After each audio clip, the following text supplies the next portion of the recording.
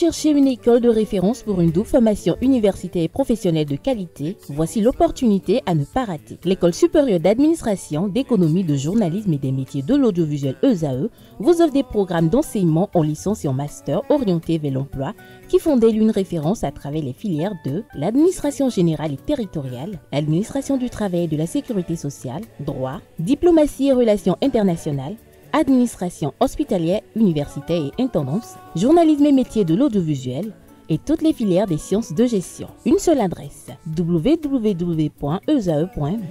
Rendez-vous dès maintenant sur nos campus ESAE Bedjromende au numéro 90 93 65 21 ou au numéro 98 98 14 00. Parakou sur le numéro 52 46 12 12. Aboumé-Calavi au numéro 52 88 44 44. Akpata au numéro 52 88 33 33. ESAE, l'excellence a un nom.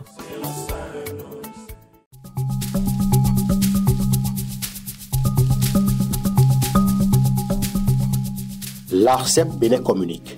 Chers abonnés des réseaux de téléphonie, l'ARCEP Bénin vous informe qu'à partir du 30 novembre 2024, les numéros de téléphone au Bénin passeront de 8 à 10 chiffres. Pour compter de cette date, vous êtes invité à observer les comportements ci-après.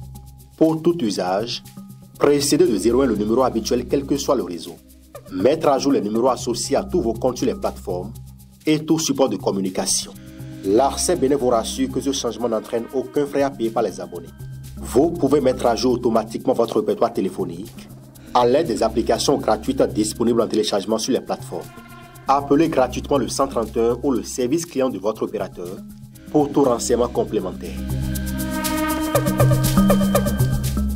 Bonjour à nouveau, chers amis internautes. Nous démarrons cette une des journaux comme il est de coutume tous les matins par le quotidien Maison, le quotidien béninois d'information générale et d'analyse L'Informateur qui ce matin en manchette titre « Réforme au sommet de l'État, taxe sur le charbon, l'origine ». Le Canard nous apprend en manchette avec illustration que la réglementation du transport du charbon de bois avec pour corollaire des taxes à payer n'est pas une invention de l'administration Talon. Le dernier communiqué n'est que la mise en application de deux décrets qui datent successivement du 16 juin 2008 et du 29 juin 2009. L'article qui vous édifie est à lire à la page 3 de sa livraison. Présent ce dimanche à une messe à l'église catholique de Vacon, le président Patrice Talon, symbole de la laïcité de l'État. On lit également à la une de l'Informateur de ce matin, animation de la vie politique nationale, le bloc républicain suspend deux responsables après l'ancien ministre Sam Seydou Adambi. Procès Olivier Bocor et Oswald Omeki, un nouveau rendez-vous judiciaire demain, nous informe l'Informateur. À l'oreille droite, journal école, CBDH, Commission béninoise des droits de l'homme, 10 février, clôture des candidatures, une invite du journal à découvrir dans les colonnes de sa parution les productions journalistiques des étudiants en formation sur les différents campus de l'ESAE, l'école supérieure d'administration, d'économie, de journalisme et des métiers de l'audiovisuel qui a ses campus dans les villes de Cotonou, d'Abomey-Calavi et de Parakou. La Nation, ce matin, en manchette, parle du cadre de vie et des transports en 2024, les réalisations et défis passés au pays fin. Le journal nous invite à lire à la page 13 de sa parution les dites réalisations et les dits défis. On lit également à la une du quotidien national d'information de ce matin, lieutenant-colonel Gbedji, à propos de la taxe sur le charbon de bois. Le bois énergie est aussi un facteur de déforestation. Retrouvez des détails sur les circonstances au cours desquelles ces propos ont été tenus dans les colonnes de la parution de ce matin du journal. La Nation communique ce matin à sa une construction d'infrastructures routières en Afrique. Porteo BTP, la marque des grands bâtisseurs. Retrouvez des détails sur les exploits de Porteo BTP à la page 11 de sa parution de ce matin. On découvre à présent la une de Fraternité qui ce matin manchette parle de la première session ordinaire 2025 du bureau politique du bloc républicain. Le ministre ministre d'État, président du BR, Abdoulaye Biotchane, et ses lieutenants posent les bases d'une bonne participation aux élections de 2026. Rentrée économique du secteur privé en 2025. Le ministre d'État en charge de l'économie et des finances, Romuald Wadayi, a adressé un message au secteur privé, lequel est publié à la page 2. Le matinal ce matin en manchette, changement de stratégie face au terrorisme, les fermes consignes du président Patrice Talon au chef militaire. Le Canard précise que la rencontre entre le président Patrice Talon et la hiérarchie militaire après l'attaque meurtrière de Banikwara, qui a vu périr plus de 30 soldats, a finalement eu lieu le mardi 21 janvier, le mardi 21 janvier 2025 à la présidence de la République. Le matinal rend compte de cette rencontre stratégique à la page 2 de sa livraison. Le potentiel fausse accusation de détournement de fonds à la mairie de Cotonou. Radio Cotonou, victime d'une cabale. Aucune malversation financière relevée. Retrouvez des détails sur le démenti qu'apporte la rédaction à la page 3 de sa parution. On lit également à la une de Le Potentiel de ce matin, gouvernance dans le secteur de la santé au Bénin. Claudine Afiavi-Prudencio salue l'amélioration de l'offre sanitaire depuis 2016. On lit également à la une de Le Potentiel de ce matin, carnage routier à Glazoué, 8 morts et une dizaine de blessés graves. Première session ordinaire du Parlement ivoirien au titre de l'année 2025. Louis Béounou-Vlavonou, président de l'institution parlementaire du Bénin, délivre un discours de paix à l'ouverture. La nouvelle tribune à présent, maintenir la cohésion des troupes à l'approche des élections de 2026 au Bénin, un véritable défi pour les partis politiques. Le Canard fait écrire noir sur blanc manchette qu'à l'approche des élections générales de 2026 au Bénin, les partis politiques sont confrontés à un défi de taille, maintenir la cohésion de leur troupe. Maintenir la cohésion au sein de leur troupe serait plus approprié. Cette étape en particulier est particulièrement cruciale car avec les nouvelles dispositions du code électoral, il est obligatoire de disposer d'un certain nombre de parrainages avant de prétendre de déposer sa candidature. Ces prochaines élections risquent de se révéler comme un test majeur pour la scène politique béninoise. La cohésion au sein des partis politiques est donc un enjeu vital, conclut le journal. Retrouvez son article intégral à la page 3 de sa livraison. On lit à présent la une du premier quotidien économique du Bénin, l'Économiste.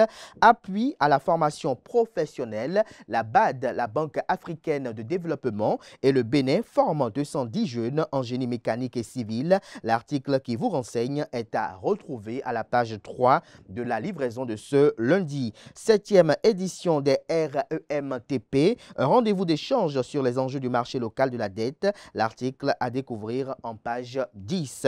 Le matin à présent, rencontre entre Éléonore Yaïla Descamps et la communauté universitaire d'Abomey.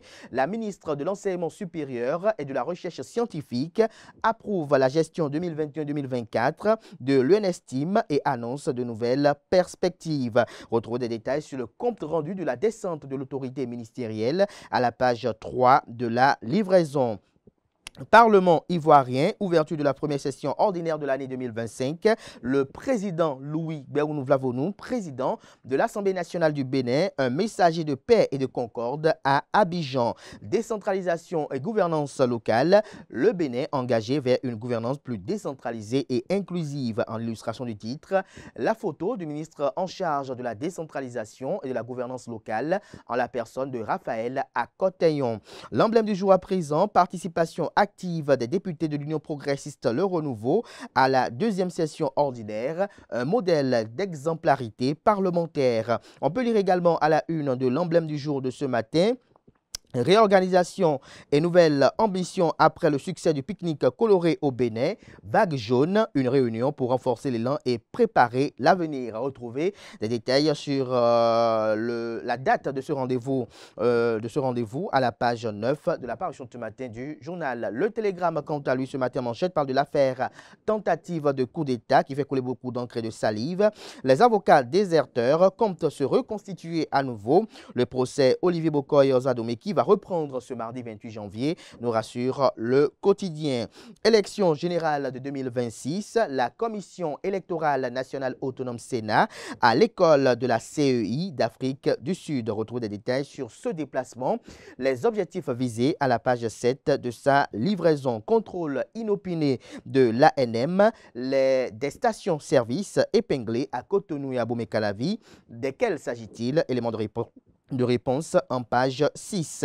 Affaire Carlos Adoanou, maître Dako doute de l'utilité d'un appel pour son client. Le pays émergent à présent, présentation de vœux du Nouvel An à l'Assemblée nationale, le personnel civil et militaire reconnaissant envers le président Louis Béounou Vlavonou. On découvre à présent la une de Dynamisme Info, silence des vétérans politiques de la mouvance présidentielle, contrainte ou avantage du système partisan, s'interroge le journal. On lit également à la une de Dynamisme Info de ce lundi, pouvoir d'État dès 2026, Daniel Eda pose les pas d'une alternance démocratique.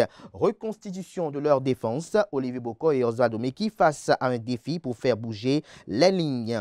Le Soleil Bénin Info, quant à lui, après le drame meurtrier qui a frappé les forces de défense et de sécurité au front le 8 janvier dernier au nord du pays, le président Patrice Talon muscle la lutte antiterroriste. En chef de guerre, le réformateur national réaménage sa troupe. Reprise demain du procès tentative de coup d'État. Les avocats de la défense reviennent dans l'arène. Les 4 vérités pour boucler ce matin. Ils communiquent en manchette bien évidemment. Société des ciments du Bénin, la SCB, délocalise son siège de Kwakodi à Semekpodi bientôt. La SCB offre à son personnel un environnement sain et à la population du ciment de qualité. Retrouvez des détails à la page 12 de la parution du matin du journal qui communique également à la une. Santé des populations du Bénin, Claudine Afiavi Prudencio, ministre conseiller à la santé et également présidente du parti politique Renaissance nationale, parle des projets phares et du chic. C'est à travers un entretien télévisé réalisé avec donc l'âme Abalo. On lit également à la une de les 4 vérités de ce matin, session ordinaire de janvier 2025 du Bureau national politique du parti politique Bloc républicain. Le ministre d'État Ablaye Biotchane souhaite le succès au Bloc républicain en 2026. Le futur glorieux de notre parti dépend de nous, dit-il. Les résolutions prises par le bureau politique du Bloc républicain, 3 personnes dont l'ex-ministre Adambi suspendu, retrouvez des précisions aux pages 3 et 4. Ce sera tout pour la présentation de quelques titres parus ce jour dans la presse locale.